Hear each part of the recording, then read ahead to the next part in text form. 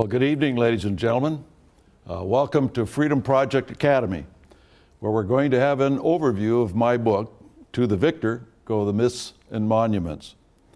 Now, a lot of people are going to be very shocked about some of the things that are in this book if they've never been exposed to this sort of thing before. When I went to school, I thought I knew history. I studied history because I wanted to study history. I really liked it. I read a lot of books outside of the normal genre that we got in school and learned a lot of things that I didn't learn in school, but nothing compared to what I learned after I got out of school. And it really all started when I was in an automobile with 4 other men. We were on our way to a speech. And the fellow that I knew the best in the car, in the back seat, said, my state, he was from Arkansas, just paid off its war bonds. And I thought, well, what's that got to do with anything? But I asked him, because I obviously wanted to be asked, what do you mean war bonds, from Korea? He said, no. I said, from the Second World War? No. Well, when did you buy these war bonds, your state? He said, the Civil War. It had been 100 years, and I did not realize that the North had forced the southern states to buy bonds to pay for the war. And it took them 100 years to pay it off. Not a well-known fact. And so I said to myself, what is it that I don't know about this conflict? And so I started to look at it closer. And the more I looked, the more it led me further back in time, not just to the Civil War, but what caused the war, who caused the war, what organizations were involved, so on and so forth. And I discovered that what I learned in school, quite honestly, ladies and gentlemen, was a myth. And the reasons for the war and the conflict, I began to understand, were done by a particular group of individuals and organizations imported from Europe, specifically to bring about a war. And I don't know about you, but when I go to events and I come home and look at my newspaper or turn on the television, and what I see is not the same event that I was at. They don't quite report it that way. Now, there are some reasons for that. For instance, in an automobile accident, you have 2 witnesses and they're on either side of the street. So one sees the accident from that side, another sees the accident from that side, and they both have a different view. And so sometimes it doesn't look as though they've actually seen the same accident. And that is part of the reason why you get a difference of opinion about certain events. Others, they will look at it based on their education or lack of education. For instance, if a Cub reporter is there and he doesn't quite or she doesn't quite understand the candidate, for instance, who's speaking, because they don't have enough background to understand what they're saying, they can skew the whole news story. But then there's a third reason. And the third reason is this.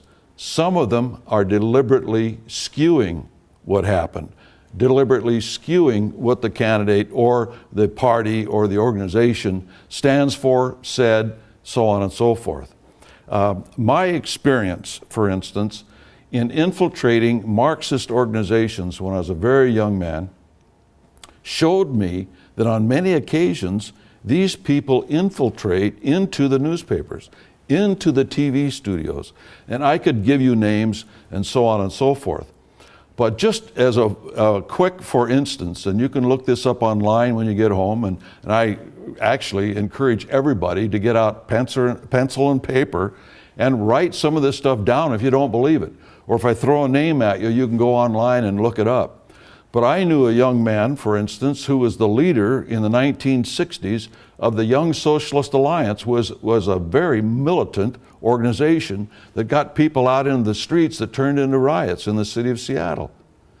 When he graduated, and by the way, his father was the head of the Socialist Workers' Party, which was the Leon Trotsky branch of the communist movement. Leon Trotsky was the rival of Joseph Stalin in communist Russia, and he got kicked out by Stalin, ultimately murdered by one of Stalin's agents in Mexico.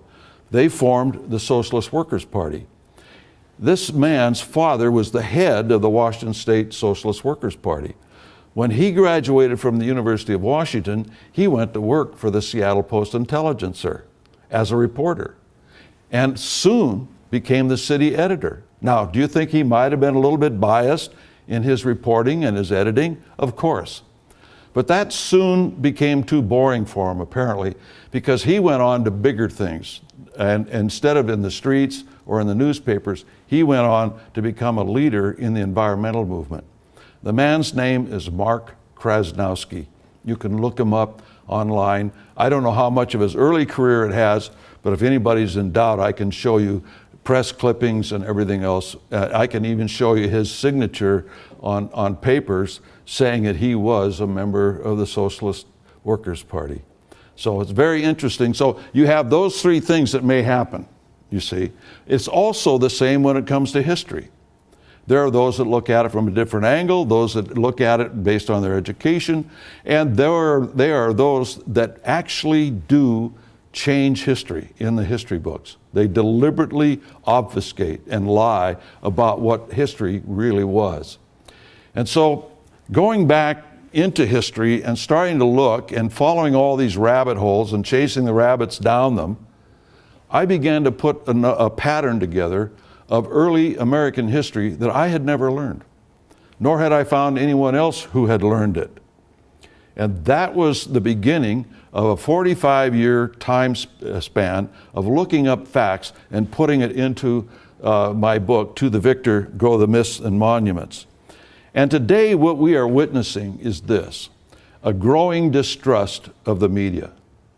I mean, everybody today is complaining about it. It's so lopsided, it's just incredible, particularly this campaign. Regardless of what you think of the candidates, it's obvious which side the media is on, isn't it, really? Now, this has always been a problem. Most people think that, well, this only is modern. It's always Roosevelt, oh, it was Wilson, oh, it was this, oh, it was that. It has always been a problem in the history of the United States. There's been a bias within a certain segment of the media. In those days, of course, the media was exclusively the press. And so about 10% of the newspapers in the time frame of the ratification of the Constitution were actually on the left, what we would say were leftists. Actually, they were Jacobin, and we'll get into that in a moment. Now, we all recognize the fact that individuals and movements have wanted to rule the people. I mean, you know, whether you're looking at Hitler or Stalin or Mao or Saddam Hussein or anybody else, we know these people want to rule others. Now, how do they get into that position where they wield that kind of power? Are you telling me that a street urchin like Hitler, a low-level thug in the communist movement by Stalin, and Mao Zedong, who was really nobody, were able to put people together to such an extent to propel them into absolute power, that they did this on their own? One man? Of course not. See, there's organization behind these people, and they always hide the organization. They put the leader out front, but nobody thinks about the organization behind it. And how come these people are successful? And this organization, people pretty much recognize, came out of a small group of people at Ingolstadt University on May 1st, 1776. And the founder was Adam Weishaupt, with just a small number of students of his.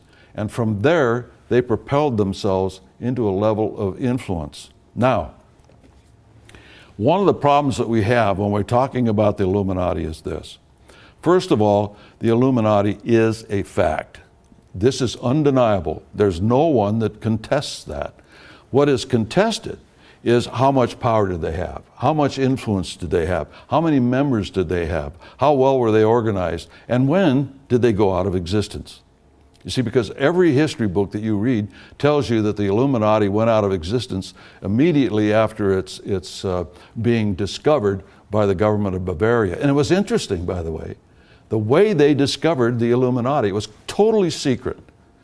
And in those days, you didn't have mail service like we have today. You know, we just stick the mail in the slot and we know somebody's going to come along and pick it up, and in Timbuktu, they're going to get my letter, right? Well, this isn't the way it was back in the 1700s. Particularly if you had really confidential correspondence, you hired a messenger. Or someone, some friend, some family member, someone you bought went out and delivered your package, your letter, correspondence, documents, whatever it was.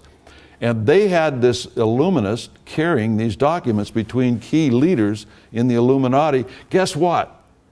As he was approaching Ingolstadt University, lo and behold, a bolt of lightning came down and killed him on his horse.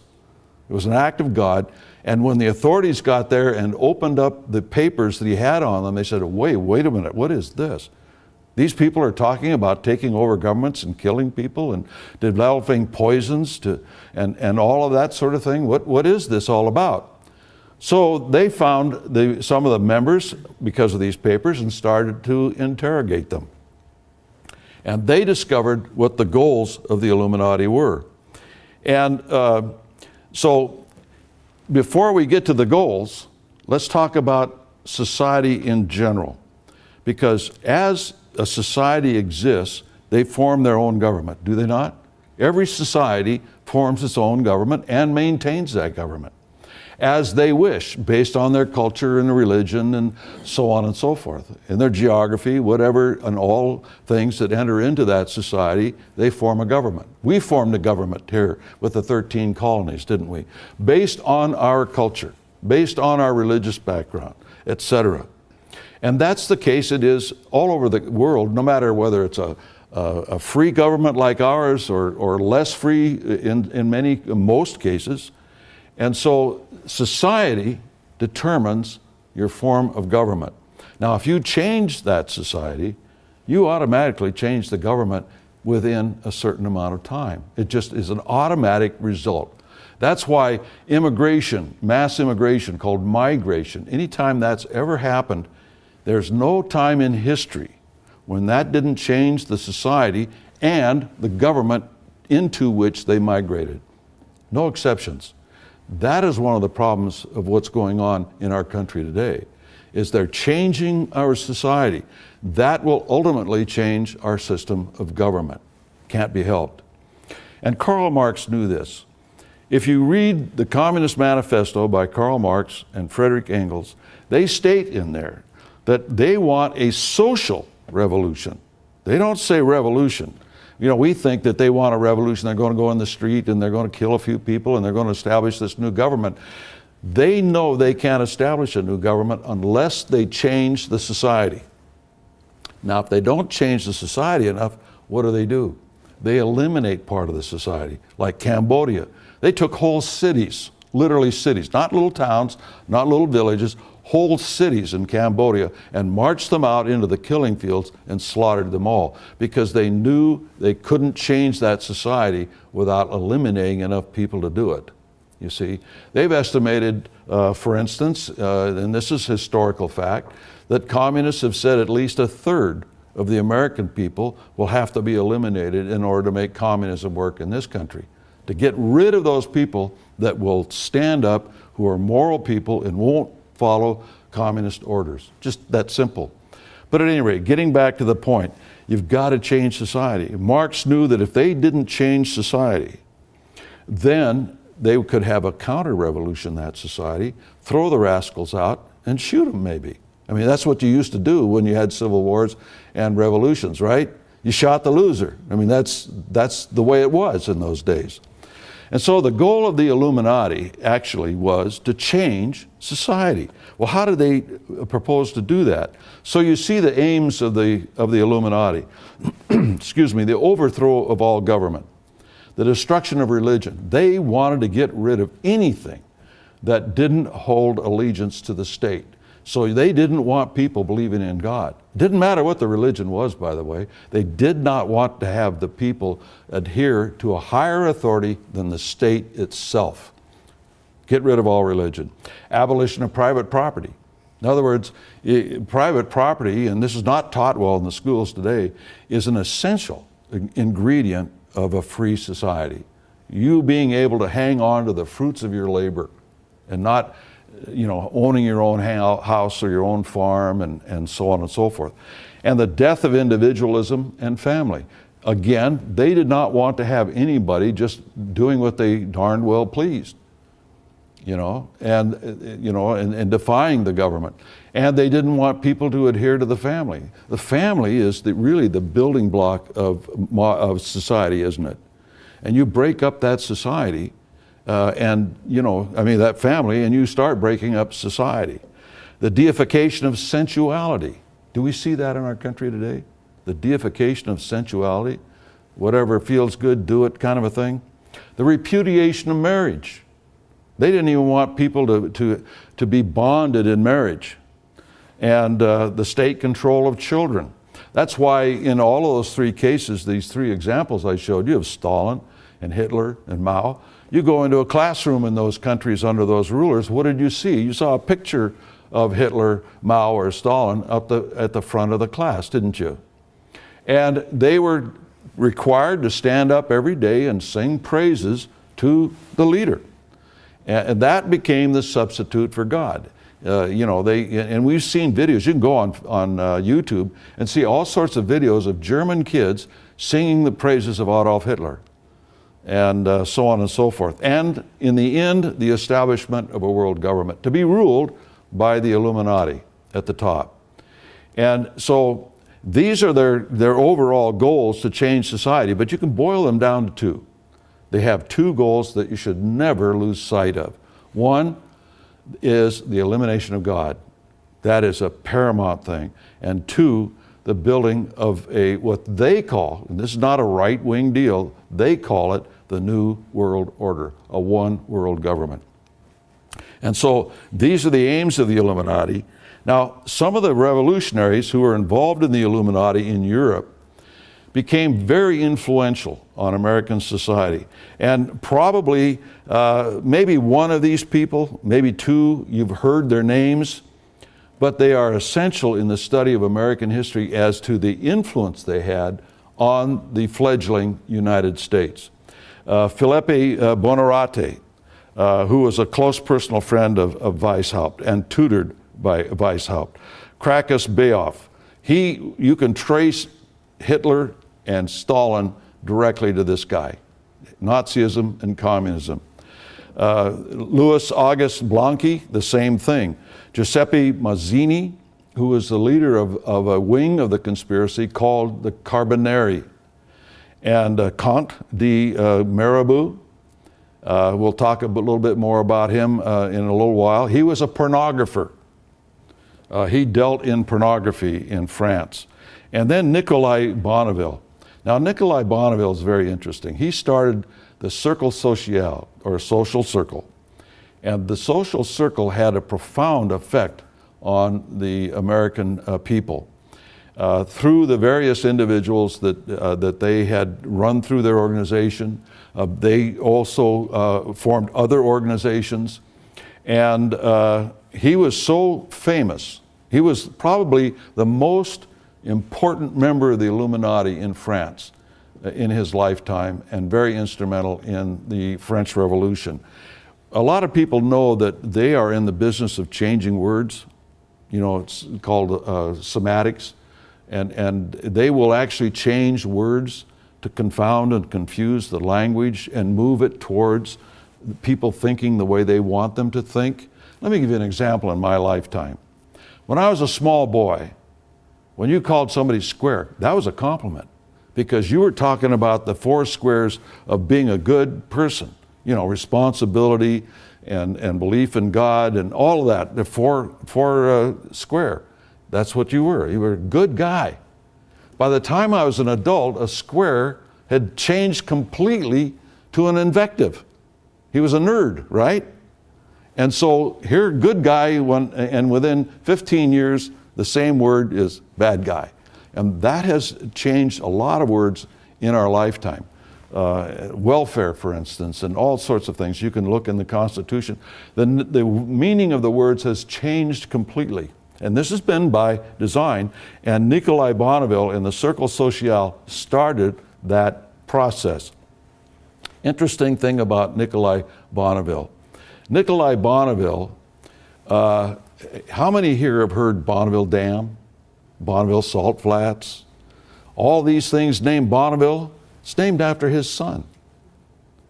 And what happened was a man who was an American, who was instrumental in the American Revolution, went to England and started to form Illuminist organizations. And he was kicked he had to flee England.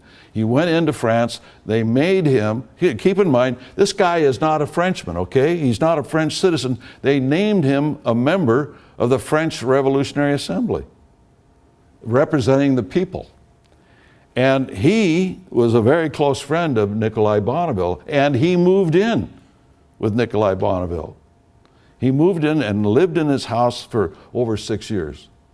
And he slept with his wife. He slept with Bonneville's wife. He was that close. And when the rise of Napoleon came along, who was also an Illuminist, but put in there by the Illuminati, he decided that he wanted to be the leader. This is one of the things that they're always dealing with, these people. Every one of them, they're like the mafia, right? Guy rises to the top and the second guy wants to be at the top. So he bumps off the first guy, right? And that's the way the mafia works. Well, the Illuminati worked to a great extent like that too. So once Napoleon got in charge in France, he started to outlaw all these Illuminist organizations. Why? Because he knew they could take him out. You see, they always eliminate the people that can get rid of them. Hitler did it with the Night of the Long Knives, didn't he? Remember the brown shirt leaders? He was afraid they were going to have a counter-revolution against his revolution, so he killed all the Nazi leaders that he feared. And Stalin did it by inventing a war on terror. There was no terrorism in Russia. They just perpetuated a couple of things, made it look like terrorism, and that way he could get rid of all of his opponents and rivals. Guys that he feared could take over. Saddam Hussein did it the first week. Saddam Hussein, after he came to power in Iraq, got all the Ba'ath Party leaders together and said, now I want you to go out and shoot him, and I want you to go out and shoot him, and so on and so forth. And they had to do it, and they did it. Because they knew if they didn't, it wouldn't just be one dead, it'd be two, right? Both of them. So that's how he struck fear into their hearts and literally took over very, very quickly, totally.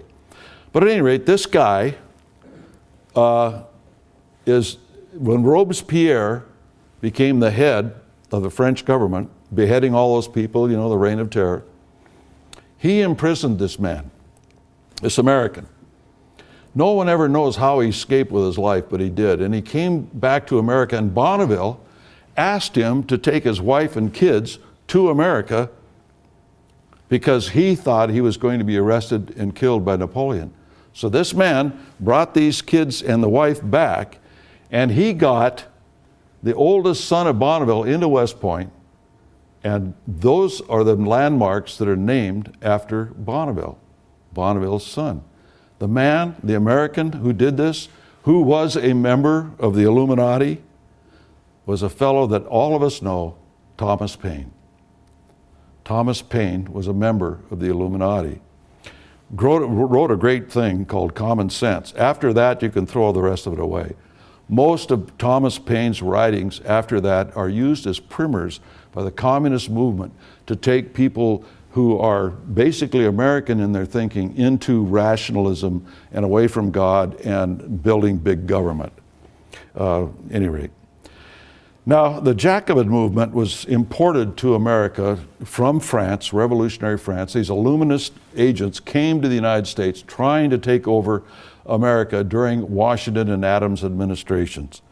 And they were controlled by the Illuminati. Now, the interesting thing is, now you can find this out if you look hard enough online, it got so bad that when Philadelphia was the capital of the United States, before they built Washington, D.C., it's about 27,000, 28,000 people lived there. They had a riot of 10,000 people in the streets looking for George Washington to hang him. Now, did you read that in your history book? I sure didn't. But it's there, it's a fact. In fact, Adams, later on, John Adams, when he reconciled with Thomas Jefferson, because they had a falling out there for about a decade or more, Adams wrote Jefferson and said, the only thing that I think saved the United States in that time period was a yellow fever epidemic that hit Philadelphia. And so everybody stayed home. They didn't want to riot anymore. They went home, closed the shutters on their house, stayed inside, and the outside agitators, and there were a lot of them, came into town, as part of this movement, they didn't want to go to Philadelphia anymore and catch the yellow fever. As a matter of fact, Benjamin Franklin's grandson died of yellow fever. He was the editor of the Aurora newspaper, which was a Jacobin newspaper. By the way, this movement, the Jacobin movement, evolved into the Democrat Party. It's just that simple. Whether you like it or not, look at history, go back and study it. That's the way it is. At the same time, we had a Rosicrucian influence on America. The Rosicrucians is a secret society that's very, very difficult to research.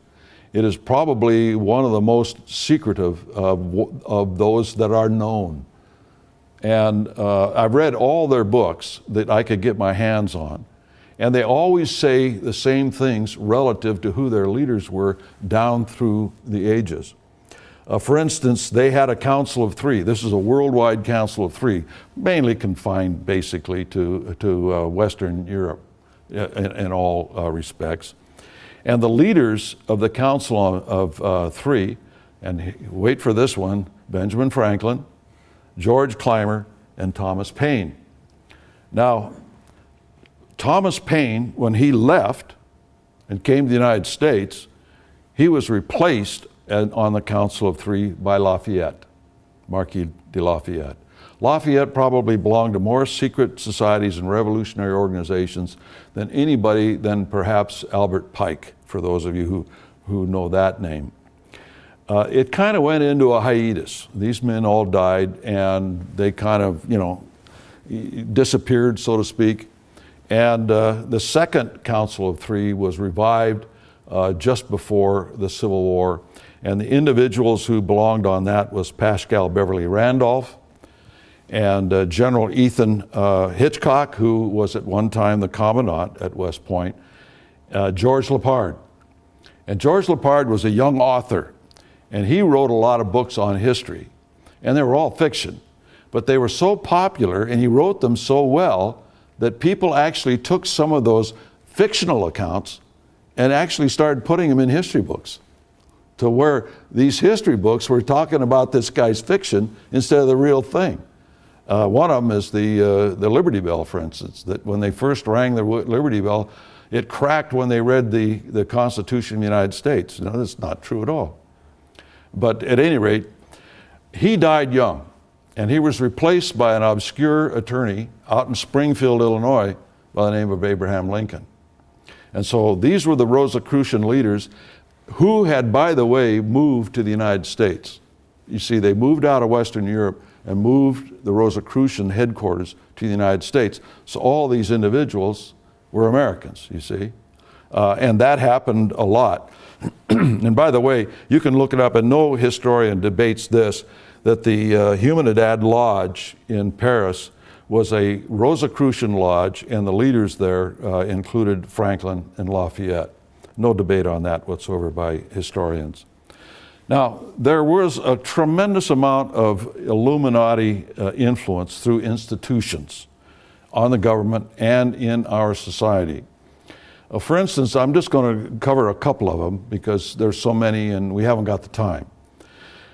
But once the Bavarian government had outlawed the Illuminati, Weishaupt had to flee north, and he went north into Göttingen University and was a professor there with a number of other members of the Illuminati. In fact, out of that institution comes all of the racial prejudices of Adolf Hitler. You can trace all that, hate the Jews, the Slavs, all the rest of it comes right out of that university in a direct line to the Nazi Party.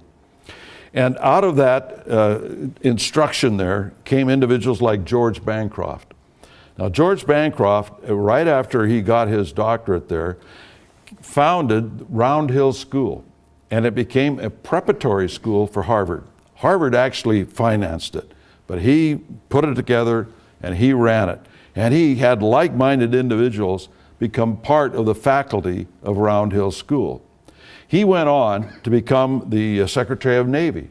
And as Secretary of Navy, he started Annapolis Naval Academy without the permission of the executive branch or, although he was part of the executive branch, or the Congress. He just started it And like a lot of things that executives do, Congress kind of, goes along with it. Now, you can argue the merits of doing that. We can all say Annapolis is great, it's wonderful. We need training for our young Navy cadets so they can go on and be great admirals and win wars for us and protect our shores and all that. But it was done illegally, basically. And anyway, he was behind it. The other thing is that there were other individuals who were involved in this process out of Göttingen. In fact, Edward Everett was the first American to be awarded a doctorate from Göttingen University. Now, Edward Everett was a very prominent man. You probably know him because he delivered the Gettysburg Address. Now, I know you think Lincoln did, but the actual address was delivered by Edward Everett for about an hour and a half, and Mr. Lincoln stood up and gave this short little dissertation off some notes he made that we think of as today as the Gettysburg Address. But he was not the main speaker. Edward Everett was. And Edward Everett, right after he left Göttingen, the first thing he did when he came back to the United States was to educate Ralph Waldo Emerson. And Ralph Waldo Emerson, his entire life, was involved in the socialist movement and very much a revolutionary. Now, he wrote some very good poetry. I like his poetry, frankly.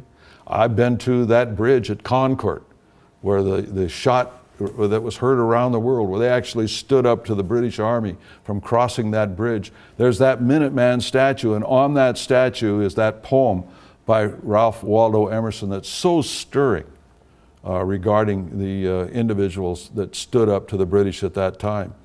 But we know that politicians say one thing, doesn't mean they always do what they say.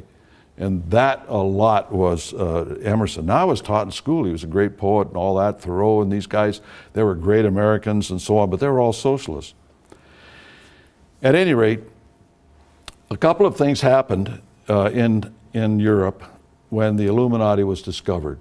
They developed a tactic that was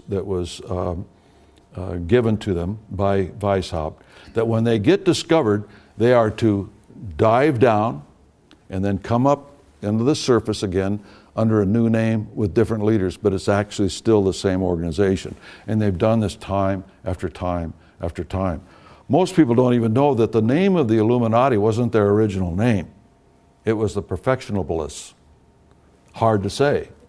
So they changed their name to Illuminati. But at any rate, what they did was this. They formed something, a network called the German Union. And this German Union was designed to help people, supposedly, with being able to get reading materials and books, magazines, that kind of thing. Because in those days, books and magazines were pretty expensive. Sure, the printing press had come along, but it was still very expensive. So what they would do, they would have a little group, say in a small town, and they would pool their money to get this magazine subscription or this book. And then they would pass it around. Well, they had nearly 500 of those societies in the German Confederation. And as a result, they started to control what magazines could stay in business, what publishers could stay in business, because they wouldn't order the books that they didn't want out there. They would order the books that were written and the magazines published by their own minions. And so over a period of time, over many, many years, they started to influence the thinking of the German people. By the time Hitler came along, they were all prepared. But at any rate, that's what they did in Germany. In the United States, they copied the same thing into American literary societies like the Bird Club, Radical Club, Atlantic Club, Saturday Club, and they started to promote themselves. That's literally what they did. The Emersons and the Longfellows and the Whittiers and the Thoreaus all belonged to these societies, and they promoted their own writings. They formed their own magazines and shut everybody else out. See, because I, as an intellectual, am an individualist, right? I'm out there writing and that sort of thing. I'm not part of any organization. I'm just trying to get my viewpoint across, you see. Well, that doesn't work when you've got all these individuals organized to capture the publishing houses and deny me access to these magazines and publications and everything else. There were a lot of good writers and as such in those days. You've never heard of them because they were shut out. Individuals just want to do their individualism. These guys were organized. They not only took over the publishing houses, they not only took over the magazines and started them and the newspapers, they actually started to go into the Christian publishing houses. And the main thing they did there was this. They tried to convince Christians of two things. Being a socialist was really the Word of God. In other words, you know, share and alike and all that, all this charity business, only it's government charity instead of individual charity. They convinced Christians that that was the way to go. But more important than anything, the thing that they did was to convince Christians not to get involved. In other words, don't get involved in this. Do nothing. They wouldn't change any of the scripture. They wouldn't change the Bible. They would just change the mindset of how you read it. In other words, you're supposed to support your leaders. Like, there are many passages in scripture that say that, except it's taken out of context. Cover to cover, it's what? Oppose evil and the consequences of not opposing evil. But they got Christians to stop opposing evil. And that's all they had to do. What is the chief enemy of these kinds of people? It is the religious people, is it not? So do you think they're going to leave the religious people alone? That they're not going to attack them in a way that they don't even realize they're being attacked, that they're taking over from the inside? This has been going on, and that's all I'm going to say of it. I didn't want to get into it in my book because I want you to understand what's going on, and once you understand what's going on, you can make up your own mind, right? At any rate, these are communists who influenced American politics. Karl Marx. Now, how did Karl Marx influence American politics? For one thing, he was the titular leader of the communist movement. And all the communist aspect that came into the United States was under his leadership at one time.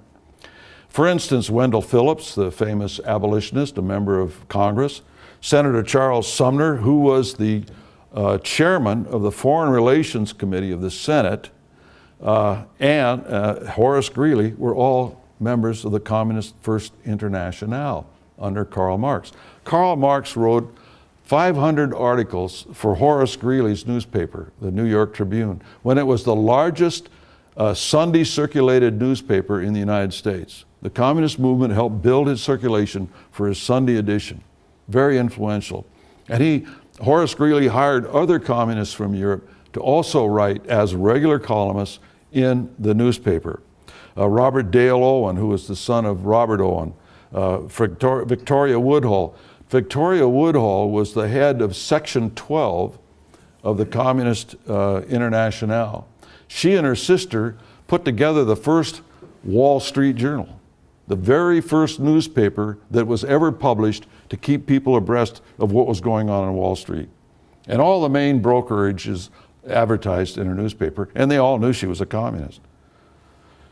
And Frederick Sorge, he was the leader of the communist apparatus, if you will, organizationally. And where did Sorge come from, and where did he live when he was doing this? He came from Germany into the United States and ran the Communist Internationale from New York City, because Karl Marx and Engels and all these guys moved communist headquarters to New York City in 1872. Look it up. You can find it. You won't find it in the history book you got in school, but you'll find it if you look for it. And so the headquarters of the communist movement has never been Moscow. Where has it been? It's never moved out of New York City. And there's a lot of evidence to that effect. I won't get into it, and I didn't get into it in my book because I stopped at a certain point. Now, one of the things that we've already said is we need to change society, don't we? And if we're going to effect a revolution, we need to change society. How are we going to do that? Well, the best way is war. You use war to change society. Why? Because in the name of the war effort, you'll stand still for almost anything. You'll have increased taxes, increased regulations, the curtailment of your travel, any number of different things in the name of winning the war. One example is the cigarette tax. In the name of World War II, they put a tax on cigarettes that didn't exist there before by the federal government. Now, when the war was over, did they get rid of that tax? Of course they didn't. But there were a lot of other things as well that they didn't get rid of in the name of winning the war, which were regulatory. They confiscated businesses, all sorts of things like that. But the war has to be on your soil to really make those changes. Can't be a war over there. It's got to be a war here. Terror is another way of affecting change. In the name of terror, in the name of security, in the name of protecting your neighborhood and your home from terrorists that may or may not be there, but you're convinced they are, then you will stand still for limitations on your freedom. We see that, for instance, don't we, with the war on terror today, with the government's ability to violate the Fourth Amendment of the Constitution, of searching your private records and everything else in violation without a war warrant. Economic collapse will do it too. And mass immigration will do it. So the best one, though, is war. So how do we bring about a war in the United States? How do we do that? We're not going to get England or France or Spain to invade us. We already had that. The last one was the War of 1812. And the English and everybody knew that they couldn't invade the United States. It's just impossible. So they developed a plan to bring about a war inside the United States. We recognize that war today as the Civil War. And you can put any label you want on it, economic war, a war against slavery, all that. All of these things were used as excuses. Most of the people that brought about the war, you can document the fact they hated the Constitution of the United States. They hated the freedom of the American people. The leaders of the anti-slavery abolitionist movement hated the Constitution. They just didn't want to amend the Constitution to get rid of slavery. They wanted to destroy the Constitution, whether it was Phillips, whether it was Garrison, or who the leaders were. And they said so publicly. And that, ladies and gentlemen, is one of the reasons why the people that lived at that time were not enthusiastic about eliminating slavery right away, because they didn't like what came with it. It wasn't that they were for slavery. They just didn't want to hand leadership over to these people that wanted to get rid of the Constitution in the process. So it was very slow, and there was a lot of resistance to this. But the thing that really finally turned this thing around was the terrorism that they produced on American soil to get the war started. They used terror to actually start the war. And the individuals that I have listed here are individuals who finance socialist and terrorist cause, these industrialists. We have the idea that industrialists, capitalists, are anti-communists. That's not necessarily the case. There are a lot of them that helped the communists over the years because they themselves believed in it. Whether it was Robert Owen, a Scotch industrialist who started communist communes in the United States. Frederick Engels was an industrialist, a partner of Marx. Gerrit Smith, who was part of the Astor empire, John Jacob Astor. Andrew Carnegie had to leave England because of his involvement in the British Chartist movement. Chartist. And that's just another name for communist. The Chartist newspaper, The Republican, published the Communist Manifesto, the first ones to publish the Communist Manifesto in England. Andrew Carnegie was a man who was part of this Chartist movement. Cornelius Vanderbilt. Cornelius Vanderbilt financed that Wall Street Journal that I just talked about. It wasn't called the Wall Street Journal, but that's what it was in fact. And because he was sleeping with Woodhull's sister. She was his mistress. And so he helped finance these sisters in their communist activities. Now, the chief instrument of communist terror, which reacted the South into secession, was John Brown. John Brown was a communist according to his son, okay? Now, you won't read that in your history books, but what happened with John Brown was he created such a reaction in the South because of Harper's Ferry that the Southerners were scared to death. In 1850, they had a secessionist convention in the South, and they didn't secede because they weren't ready to secede. But after John Brown, they were, because it showed them, amongst other things, that the Northerners, in their eyes, were ready to kill them all. I mean, literally. And so John Brown was used to create that condition. And the terrorist John Brown was helped by individuals who can trace their organizations directly to the Illuminati through the First International, like Sumner and Phillips and Greeley. Alan Pinkerton, remember him? He's the guy that helped start the Secret Service in the United States. He was the guy that formed the Pinkerton Detective Agency, using the all-seeing eye as his emblem. In fact, the all-seeing eye of his emblem led to the slogan, Private Eye. That's where that came from, was Pinkerton's illuminist eye. The Carbonari under Hugh Phillips, Skull and Bones, for those of you who've studied that. The man who started Skull and Bones was William Russell. And William Russell was named a trustee of John Brown's will. Now, you won't find that in the modern histories of John Brown.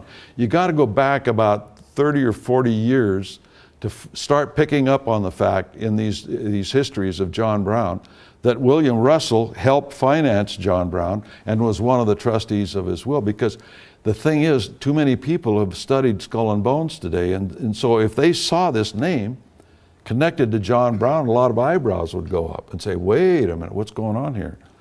And the Secret Six is usually the group of people that they claim were the ones behind John Brown. They were only part of it, believe me. And the Brotherhood of the Union, which was led by the Rosicrucian leader, George Lepard. The Brotherhood of the Union was one of the most influential organizations in the United States you've never heard of. I had never heard of it until I stumbled across it and I says, what is this? And then realized it was to be an umbrella group for all of these leftists. They were going to form an umbrella group to unite towards doing certain things. Now, the interesting thing on this chart is these are the individuals and organizations that helped John Brown. Some of these people had to flee the United States after Harper's Ferry because they knew they could be tried for treason. None of them were. They only tried, and those individuals found at Harper's Ferry, they let everybody else go. And some very big people were involved in the United States government doing all of this. Newspapers. These newspapers, and this is just a few, actually had reporters writing with John Brown, participating in the murder and mayhem and arson, and writing back as unbiased observers to the newspapers about this great saint called John Brown who's trying to free the slaves. And today we see things that are similar, don't we? For instance, we see video on TV where they'll go into a FARC training camp of terrorists in Colombia and show them, in their camps getting trained and all the rest of it. But the Colombian government, for some reason or another, can't seem to find them. But this reporter can, and come in and video them and then leave with the video. Whose side do you think that guy's on? He's not an unbiased observer, you see. He's kind of like the Mark Krasnowskis of the world and that sort of thing that I mentioned earlier. They have a bias, but it doesn't show up in print all the time. And so these sorts of newspapers help propel this idea of this terrorist and what he was doing. And Southerners were reading these newspapers. They were saying, uh-oh, this has gone too far. They literally want to kill us. That's what they're saying in some of this stuff. And the people behind John Brown are getting away with this. It's time for us to leave. And that's what caused them to secede. That's what finally made the mass population of the South to leave. Now, I don't want to leave the South alone without saying this one point. I concentrated on my book about the northern aspect of the conspiracy because the North won the Civil War, right? So it had the major influence on the rest of the country. But we had these types of conspirators in the South.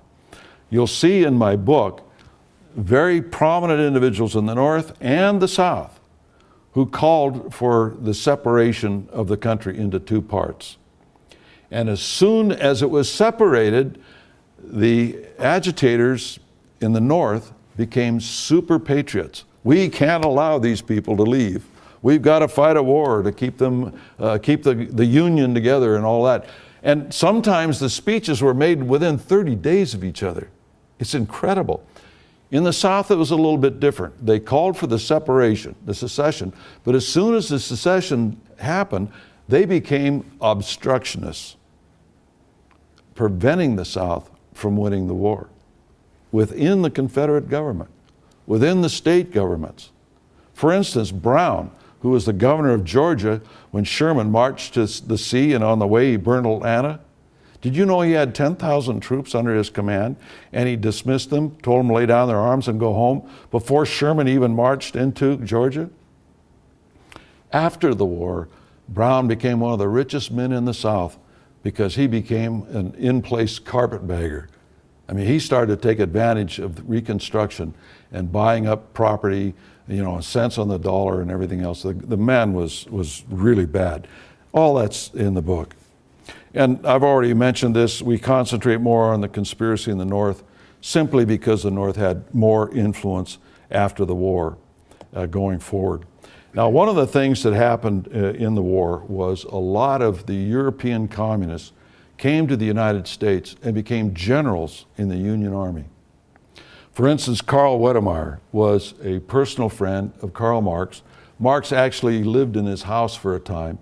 He helped him form the First Internationale. Same with August Willich, Karl Schurz, Friedrich Anneke, Gustav Paul Clausewitz. In fact, Clausewitz, 5 years after the conclusion of the Civil War, was what they called the Red General in Paris. When the communists took over Paris and started to slaughter the clergy, you know, the Archbishop of Paris and others to form a communist government in Paris. And he was fresh from the Civil War. That's the kind of thing that was going on. There were 40 German radicals. I'm using the term radical rather than communist because some of them I can't absolutely prove were communists, became generals in the Union Army. 78 others besides them were made generals in the Union Army. And in the Confederate Army, they only had 10 foreign-born. That's it. Whereas they had 130 practically in the North. And it was a real serious problem. And many of those men went on to become very important. Karl Schurz, for instance, we're in the state of Wisconsin right now. And in this state, he's a very famous individual because he came straight from communist revolutions in Europe into Wisconsin and was made a colonel in the militia and a trustee of the University of Wisconsin almost immediately. And became very important in the United States. Look him up. You can see how to spell his name. They won't tell you he was a communist, but just when you read it and see what he was involved in, it will be amazing to you. And then start to research this guy. Go back in his life and really spend some time. You will see he was always under communist orders. From the time he was a student at the university, and his main professor was a leader in the communist movement. But at any rate, we document in the book the fact that many of these communists went into foreign service, into the State Department, and it was really quite a problem. And we're running out of time now, and I can't really get into some of the things that these men did in foreign service. So let me just end up on this one little note, just to give you one other example of an individual. One of the people that was appointed by President Pierce as our consul in Rome was George Sanders. George Sanders and the future President of the United States, James Buchanan, hosted a dinner for all these communist revolutionaries in London, whereat they advocated overthrowing the governments of Europe and killing all the rulers. And they ended up the banquet by singing the Marseillaise. And it was so bad that when the Senate got wind of it, they would not confirm George Sanders as our consul in London. When he came home, he gave a speech in New York, wherein he said that we need to have a revolution and reinstitute the guillotine. Only this time we need it driven by steam. Ka-chunk, ka-chunk, ka-chunk. And that was the kind of guys that we were sending overseas. And I'd like to get into the Ostend Manifesto and other things to show these revolutionary involvement in these things. You'll find it all in my book. But again, I want to thank you for coming here tonight. I wish I could have expanded on each one of these points to an end in itself, but we just didn't have the time. I hope I've pricked your curiosity so that you will read the book, and you will go online and say, I just don't believe this. I just can't believe what I'm reading here. I'm going to research it for myself. Because one of the things that I wanted to do in my book was to stimulate others from their vantage point to do their own research and hopefully write more books in this early American history that we never learned in school. And I hope one day we will understand that a conspiracy does exist to tear down the United States. They've been working at it for over 230 years. They haven't been successful because of the layers of strength and morality within the American people and the fact that they fight each other. If they stop fighting each other, I hope that never happens, because united they are very strong and it would be difficult to stop them. But we have to stand up. We have to be vigilant. We have to understand the Constitution and the principles on which it's founded. And we always have to keep in mind, we have to remain a moral people. Thank you very much.